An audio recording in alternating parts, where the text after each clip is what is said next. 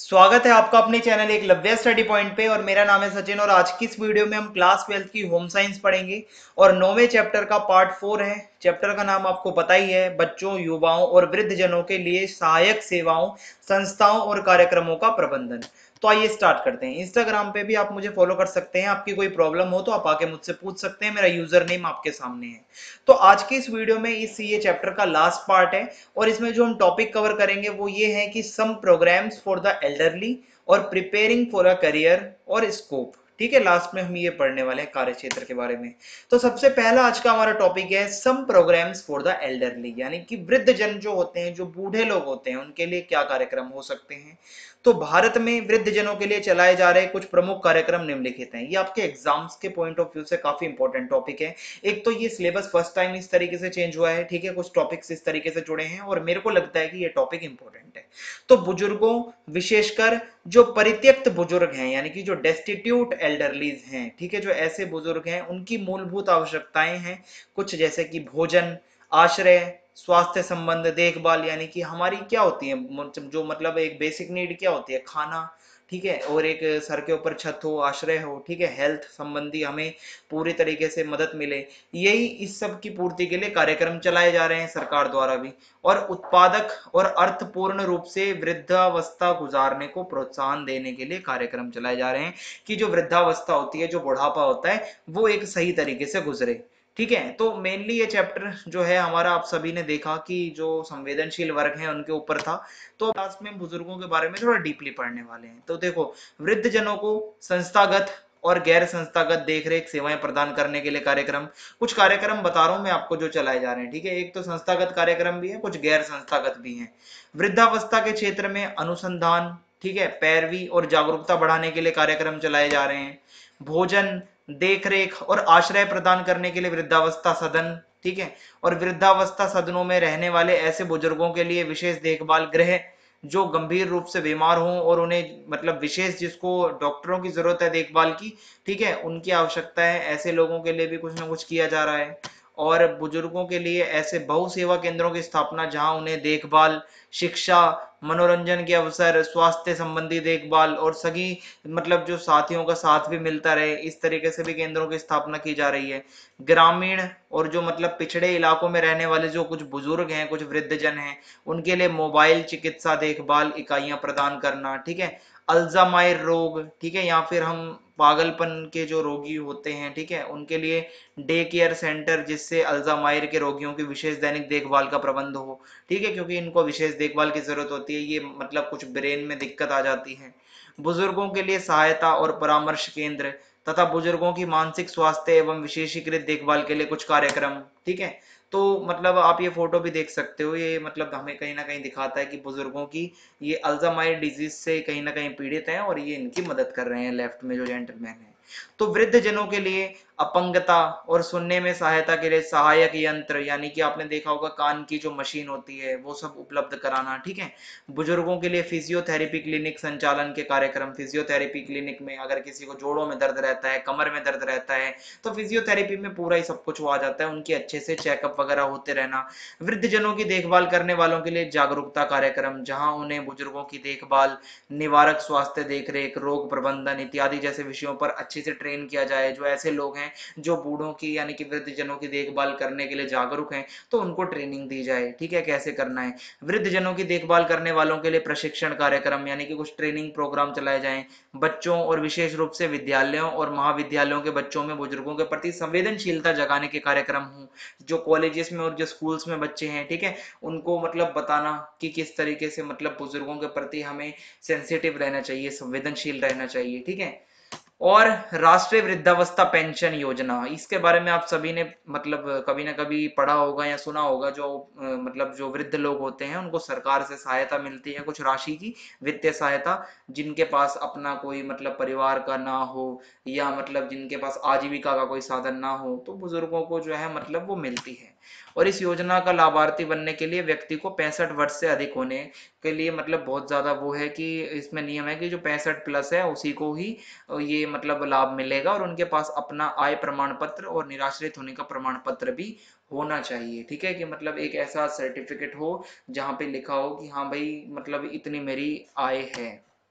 राज्य सरकारें अपनी निजी संस्थानों से इस राशि को बढ़ा भी सकते हैं, कोई स्टेट गवर्नमेंट इस राशि को बढ़ा के भी देती है, तो कोई जो सेंट्रल से मिलता है जो पैसा उसी को आगे दे देती है।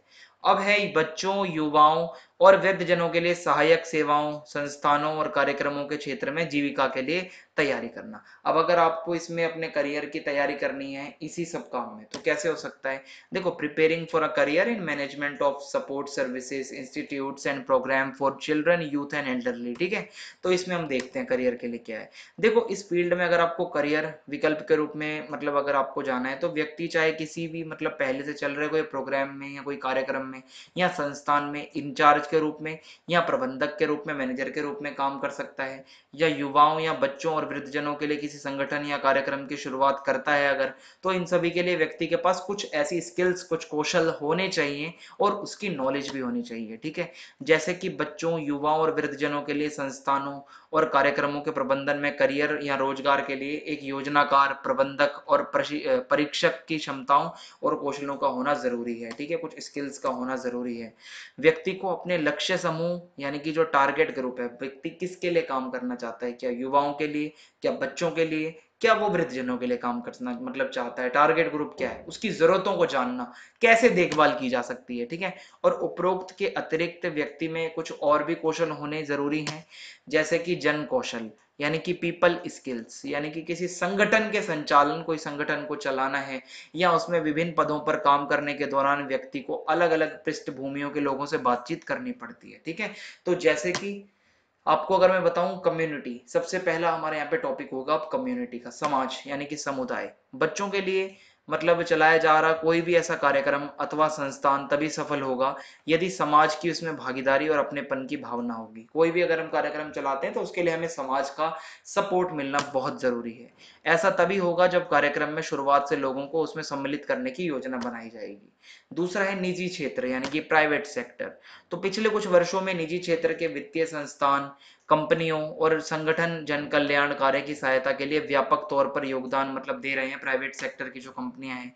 ऐसे में व्यक्ति में यह कौशल एवं योग्यता, एक ऐसी स्किल्स होनी चाहिए व्यक्ति के अंदर कि वो इसमें कार्यरत अधिकारियों को अपनी बात समझा पाए, जो भी लोग प्राइवेट सेक्टर के काम कर रहे हैं उनको समझा पाए तथा इनसे अपने कार्यक्रम के लिए वित्तीय सहायता या अन्य संसाधन कर पाए। अगर कोई अपने कार्यक्रम की तरफ इन प्राइवेट सेक्टर वालों को बुलाना चाहता है तो कम से कम वो बता पाए कि हाँ मेरा टारगेट ग्रुप ये है, इसको इन इन चीजों की जरूरत है, ठीक है।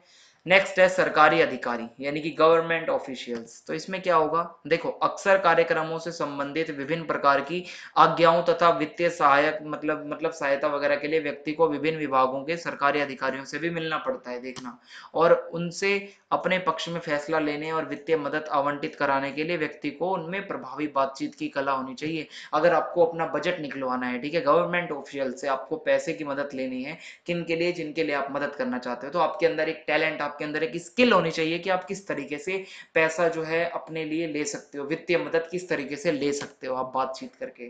उसके बाद है people working with in organisation यानी कि संगठन में काम करने वाले व्यक्ति।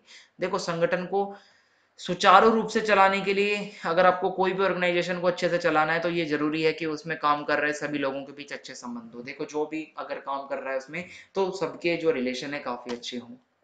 किसी भी संगठन की सफलता के लिए ये एक प्रमुख आवश्यक कारक है, किसी में भी आपस में कोई मनमुटाव ना हो, सभी के संबंध अच्छे हों जो भी काम कर रहा है। एडमिनिस्ट्रेटिव स्किल्स यानी कि प्रशासनिक कौशल। इसमें क्या है, किसी संगठन या कार्यक्रम को चलाने या उसका प्रबंधन करने में वित्तीय हिसाब किताब रखना, ठीक है, पैसों का, कर्मचारियों की भर्ती करना, ठीक है, रिक्रूटमेंट, और लोगों अधिकारियों से मिलना, विभिन्न प्रकार के उपकरणों एवं वस्तुओं को मतलब संरोधना, रिकॉर्ड और सामान का हिसाब रखना, ये सब चीजें शामिल होती हैं, ठीक है। और हालांकि संगठन में उपरोक्त ये जो जितने भी मैंने काम बताए हैं इनके लिए अलग अलग विभाग तथा अलग अलग लोगों को तो नियुक्त किया जाता है, अपॉइंट किया जाता है, ठीक है, लेकिन फिर भी व्यक्ति को इन सब की जानकारी होना, मूलभूत समझ होना बहुत ज्यादा जरूरी है। ऐसे व्यक्ति जो किसी विशिष्ट जरूरतमंद लक्ष्य समूह के लिए कोई नया संगठन यानी कि कोई भी वो समूह हो सकता है, चलो मान लो अगर वो वृद्ध जन है, ठीक है, उनके लिए अगर कोई नया संगठन बनाना चाहता है, कोई कार्यक्रम स्थापित करना या शुरू करना चाहता है, तो उनके लिए जरूरी है कि वो परियोजना से संबंधित सभी पहलुओं पर अच्छे तरह से विचार कर लें। जैसे कि वो क्या काम करने वाले हैं, अगर वो काम मतलब होता है स्टार्ट तो कार्यक्रम वगैरह, लक्षित समूह को कौन सी सेवाएं दी जानी है, लक्षित समूह अगर आपका टारगेट ग्रुप वृद्ध जन है तो उनको क्या क्या चीजें देनी है, वित्तीय संस्था साधन क्या है हमारे पास, कुशल एवं योग्य कर्मचारियों की भर्ती होनी चाहिए, लक्षित समूह कितना लाभान्वित होगा, अगर हमारे कार्यक्रम को हम शुरू करते हैं तो कितना फायदा मिलेगा, संगठन के पंजीकरण संबंधी औपचारिकताएं, कैसे अपने ऑर्गेनाइजेशन को, ठीक है, जो भी हमारा संगठन है उसको रजिस्टर्ड कैसे करवाना है, क्या उसके लिए फॉर्मेलिटीज होंगी, कार्यक्रम का क्रियान्वयन, कार्यक्रम का मूल्यांकन, ठीक है, ये सब चीजों पे विचार करना बहुत जरूरी है। व्यक्ति इस बारे में भी मतलब पूरी तरह से स्पष्ट मतलब व्यक्ति होना चाहिए कि उसका लक्ष्य क्या है, क्या टारगेट है, और संगठन किस प्रकार से आपके टारगेट ग्रुप को आवश्यकता उनकी जो है उनको पूरा करने वाला है, ठीक है, क्योंकि स्पष्ट संकल्पना वाला व्यक्ति ही अपने लक्ष्य के प्रति पूर्णतः प्रतिबद्ध होता है। यानी कि अगर आपका लक्ष्य स्पष्ट है, आपके टारगेट को अच्छे से आपको पता है कि आपको क्या करना है, तो ही आप सफल हो पाओगे इस क्षेत्र में, ठीक है, जिससे कि उस क्षेत्र में जो हमारी जो सक्सेस की जो मतलब एक परसेंटेज है वो बढ़ जाती है, ठीक है, सफल होने की।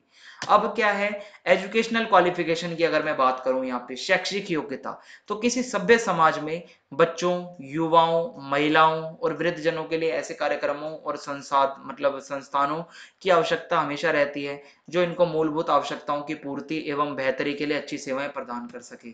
और इस क्षेत्र में अगर करियर या रोजगार की तैयारी के लिए सबसे पहला जो एक स्टेप होता है वो होता है कि बच्चों, युवाओं और वृद्ध जनों से संबंधित जो संवेदनशील मुद्दे हैं, ठीक है, क्या क्या वो ऐसे सेंसिटिव टॉपिक्स हैं उनके बारे में जानकारी लेना, ठीक है, किन चीजों की जरूरत है इन ग्रुप्स को, उनके प्रति समझ अपनी जो है थोड़ी डेवलप करना। इस क्षेत्र में कार्य करने के लिए आमतौर पर निम्न शैक्षिक योग्यताओं को होना बहुत जरूरी होता है और लाभदायक होता है। जैसे कि वो क्या क्या है, गृह विज्ञान, गृह विज्ञान के अंदर क्या है कि जिसे परिवार और समाज समुदाय विज्ञान नाम से भी जाना जाता है, अथवा सामाजिक कार्य, सोशल वर्क, ठीक है, समाज विज्ञान, सोशियोलॉजी की किसी अन्य शाखा में भी कोई अगर आप डिग्री ले सकते हो तो इसमें आपकी नॉलेज और बढ़ती है।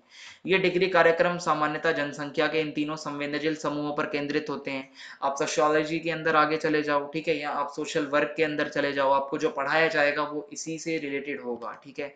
पूर्व स्नातक डिग्री के साथ साथ व्यक्ति मुक्त और दूर शिक्षा प्रणाली, यानी कि ओपन जो लर्निंग होती है, ओपन से आप कुछ कर सकते हो कोर्सेज, ठीक है, और ये सब मतलब अलग अलग यूनिवर्सिटीज द्वारा सिलेबस जो है मतलब वो प्रोवाइड करवाए जा रहे हैं जिसमें आप रजिस्ट्रेशन करवा सकते हैं।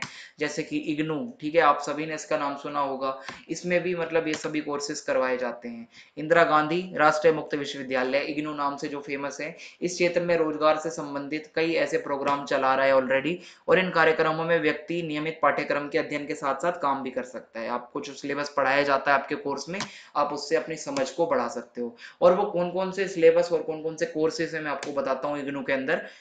गैर सरकारी प्रबंधन में सर्टिफिकेट कार्यक्रम, सर्टिफिकेट कोर्स है ये, ठीक है, और युवा विकास कार्य में डिप्लोमा, एक ये डिप्लोमा कोर्स है। तो उपरोक्त के अतिरिक्त आजकल इन सब के अलावा, ठीक है, आजकल और भी कई ऐसे स्टेट ओपन यूनिवर्सिटीज हैं जो कि आपको डिस्टेंस एजुकेशन के द्वारा कुछ ना कुछ कोर्सेज उपलब्ध करवाती हैं। और इन पाठ्यक्रमों में जो भी मतलब कार्यक्रमों के अधिक विवरण के लिए जो मतलब इग्नू वगैरह की वेबसाइट है वहां से आप और डिटेल में भी जान सकते हो, ठीक है, कि क्या क्या वो करवाते हैं। अब मैं स्कोप की बात करूं अगर कार्य क्षेत्र की, तो अपनी रुचि और योग्यता के अनुसार व्यक्ति जिस भी प्रकार के कार्यक्रम में शामिल होना चाहता है, आपका इंटरेस्ट जिस भी प्रोग्राम में है उस क्षेत्र में, उसके लिए आपके पास अनेकों अवसर, बहुत सारी अपॉर्चुनिटीज ऑलरेडी हैं। जैसे कि रोजगार के अवसर, अपने लक्ष्य समूह को सेवा प्रदान करने के लिए अपना निजी संस्था मतलब आप संस्थान जो है उसकी स्थापना कर सकते हो, जो भी टारगेट ग्रुप को आप हेल्प करना चाहते हो, ठीक है। किसी प्रतिष्ठित संस्था जो भी मतलब जो संस्थान है या कोई मतलब कार्यक्रम में आप क्या कर सकते हो, प्रबंधक की तरह काम कर सकते हो। किसी भी संगठन में अलग अलग आप मतलब डेजिग्नेशंस पे अलग अलग स्तरों पर काम कर सकते हो, ठीक है। तो इस वीडियो में इतना ही था, इसके साथ हमारा ये जो चैप्टर था यहाँ का यहीं पे समाप्त होता है। आप चैनल को सब्सक्राइब करना ना भूलें, बेल आइकन को दबा दें ताकि आने वाले वीडियोस के अपडेट आपको मिलते रहें। वीडियो को ज्यादा से ज्यादा शेयर कर दीजिए। जय हिंद, जय भारत, धन्यवाद।